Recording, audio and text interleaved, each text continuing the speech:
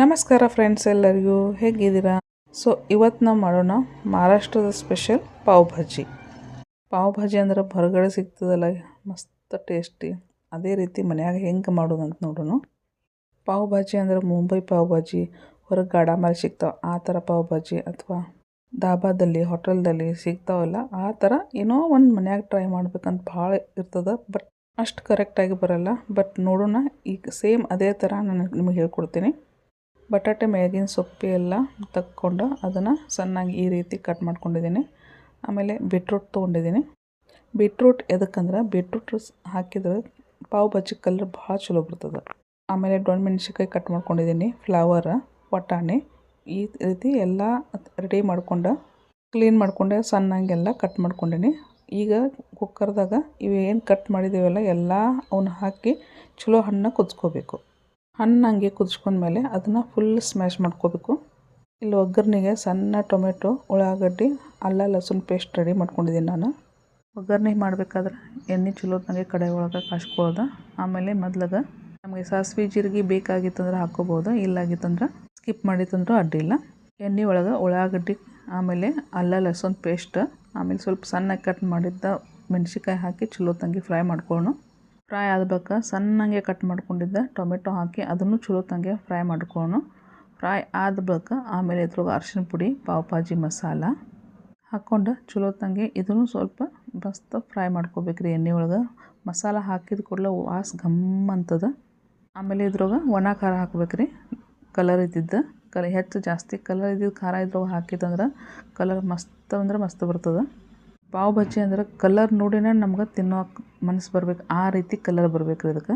ಹೀಗಾಗಿ ಕಲರ್ ಖಾರನ ಹಾಕ್ಕೋಬೇಕು. ಆಮೇಲೆ ಚಲೋತ್ತಂಗೆ ಸ್ವಲ್ಪ ನೀರು ಹಾಕ್ಕೊಂಡು ಫುಲ್ ಎಣ್ಣೆ ಬಿಡುವಂಗೆ ಫ್ರೈ ಮಾಡ್ಕೊಂಡು ಸ್ಮ್ಯಾಶ್ ಮಾಡ್ಕೋಬೇಕ್ರಿ. ಆಮೇಲೆ ನಾವು ಕುಕ್ಕರ್ನಾಗೆಲ್ಲ ಏನು ಪಲ್ಯ ಕುದಿಸ್ಕೊಂಡೇವಲ್ಲ ಅದನ್ನ ಫುಲ್ ಒಂದು ಸ್ವಲ್ಪನೂ ಏನೂ ಬಿಡಬಾರ್ದು, ಫುಲ್ ಸ್ಮ್ಯಾಶ್ ಮಾಡ್ಕೋದು. ಒಂಥರ ಎಲ್ಲ ಮಿಕ್ಸಾಗಿ ಒಂಥರ ಏನೋ ಜಿಗಟ್ಪಣ ಬರ್ಬೇಕು, ಆ ರೀತಿ ಫುಲ್ ಸ್ಮ್ಯಾಶ್ ಮಾಡ್ಕೋಬೇಕು.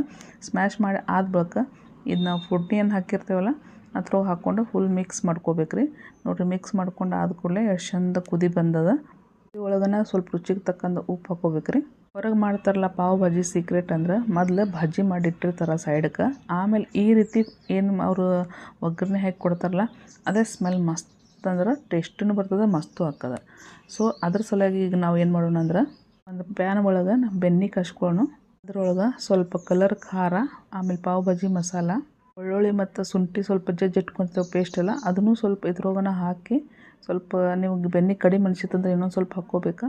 ಹಾಕ್ಕೊಂಡು ಸ್ವಲ್ಪ ಮೇಲೆ ಕೊತ್ತಂಬರಿ ಹಾಕ್ಕೊಳ್ಳೋದು. ಕೊತ್ತಂಬರಿ ಹಾಕ್ಕೊಂಡು ಸ್ವಲ್ಪ ಎಲ್ಲ ಕಡೆ ಫ್ರೈ ಮಾಡ್ಕೊತಂದ್ರೆ ಮತ್ತು ಮೇಲೆ ಇದನ್ನ ನಾವು ಪಾವ್ ಭಾಜಿ ಏನು ಮಾಡಿರ್ತೀವಲ್ಲ ಅದನ್ನು ಹಾಕ್ಕೊಂಡು ಚಲೋ ಹೊತ್ತಂಗೆ ಮಿಕ್ಸ್ ಮಾಡ್ಕೊತಂದ್ರೆ ಪಾವ್ ಭಾಜಿ ಮಸ್ತ್ ಸ್ಮೆಲ್ ಬರ್ತದೆ. ಸ್ಮೆಲ್ ನೋಡ್ರೆ ಮನೆ ತುಂಬೆಲ್ಲ ಸ್ಮೆಲ್ಲಾಗಿ ಹರಡ್ತದೆ ರೀ. ಆಮೇಲೆ ಮಕ್ಕಳಿಗೂ ಭಾಳ ತಿನ್ನೋಕೆ ಸೇರ್ತದೆ, ಮನ್ಯಾಗ ಎಲ್ಲರಿಗೂ ಸೇರ್ತದೆ. ಆ ರೀತಿ ಇದು ಟೇಸ್ಟ್ ಬರ್ತದೆ ನೋಡಿರಿ.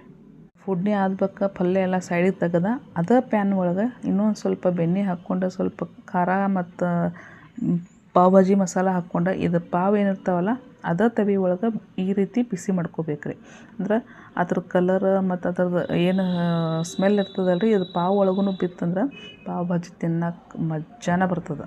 ನೀವು ನೋಡಿರ್ಬೇಕು, ಹೊರಗಡೆ ತಿನ್ನಕ್ಕೆ ಹೋದಾಗ ಎಷ್ಟು ಅವರು ಬೆಣ್ಣೆ ಹಚ್ಚಿರ್ತಾರೆ, ಎಷ್ಟು ಅವ್ರು ಮಸಾಲೆ ಹಚ್ಚಿರ್ತಾರಲ್ಲ ಅಷ್ಟು ನಮ್ಗೆ ಪಾವ್ ಭಾಜಿ ಟೇಸ್ಟ್ ಅನಿಸುತ್ತೆ. ನೋಡಿರಿ, ನಮ್ಮ ಪಾವ್ ಭಾಜಿ ರೆಡಿ ಆಯ್ತು. ನಂಗೆ ಕಟ್ ಮಾಡಿದ್ದು ಉಳ್ಳಾಗಡ್ಡಿ, ಸ್ವಲ್ಪ ಮೇಲೆ ಬೆಣ್ಣೆ, ಆಮೇಲೆ ಸ್ವಲ್ಪ ಲಿಂಬೆ ಹಣ್ಣು ತಿಂದ್ರೆ ಬಾಯಾಗ ನೀರು ಬಿಡುಸೇ ಇರೋಂಗಿಲ್ಲ ರೀ. ನಿಮಗೂ ಈ ರೆಸಿಪಿ ಇಷ್ಟ ಆಗಿತ್ತಂದ್ರೆ ಒಂದು ಲೈಕ್ ಮಾಡಿರಿ, ಶೇರ್ ಮಾಡಿರಿ, ಸಬ್ಸ್ಕ್ರೈಬ್ ಮಾಡಿರಿ. ನಿಮ್ಗೆ ರೆಸಿಪಿ ಹೆಂಗೆ ಅನಿಸ್ತಂತ ಕಮೆಂಟ್ ಮೂಲಕ ತಿಳಿಸಿ. ಮತ್ತೆ ಸಿಗೋಣ ಒಂದು ರೆಸಿಪಿ ಒಳಗೆ. ಬಾಯ್.